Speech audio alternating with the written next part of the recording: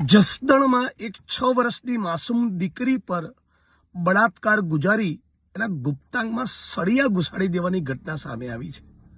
આ ગુજરાત કઈ દિશામાં જઈ રહ્યું છે?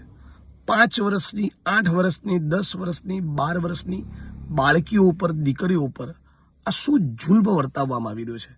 કઈ દિશામાં આપણું આ ગુજરાત જઈ રહ્યું છે? આપણા ગુજરાતના ગૃહમંત્રીના રાજ્યમાં બહેન દીકરીઓ, માતાઓ કેમ સુરક્ષિત નથી?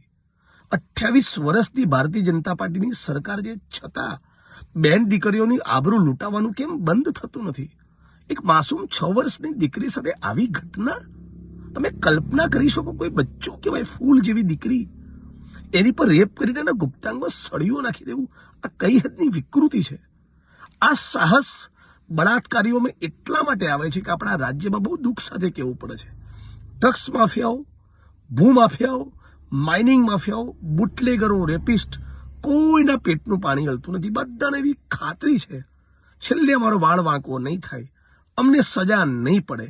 જે ગુજરાતની અંદર સામૂહિક બળાત્કારનો ભોગ બનેલી દીકરીના બળાત્કારીઓને જેલમાંથી છોડીને લાડવા ખવડાયો હોય, એનું સ્વાગત સન્માન કર્યું હોય, જે ગુજરાતની વિધાનસભામાં બેસનારો એક કેબિનેટ કક્ષાનો મંત્રી, એક મંત્રી જેની પર બળાત્કારનો આરોપ લાગેલો હોય, જે એક લંપટ લીલાઓ આ ગુજરાતમાં મશહૂર હોય, એવા ચરિત્રહીન ભારતીય જનતા પાર્ટીના માણસોના શાસનમાં આવી ઘટનાઓ ન બને તો શું બને?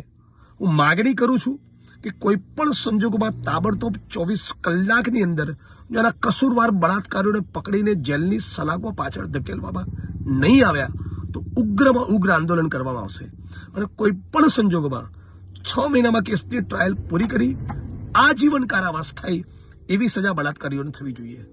હર્ષ સંઘવી, તમારામાં શરમનો છાંટો બચ્યો હોય ને, તમને કદાચ તમારા પરિવારજનોને પૂછો તમારું પરફોર્મન્સ કેવું છે, ગૃહમંત્રી તરીકે તમારામાં શરમનો છાંટો બન્યો હોય તો કમસે કમ આ દીકરીઓ પર થતા બળાત્કારની ઘટનાથી લાજી મરો અને રાજીનામું આપો। શરમ કરો, શરમ।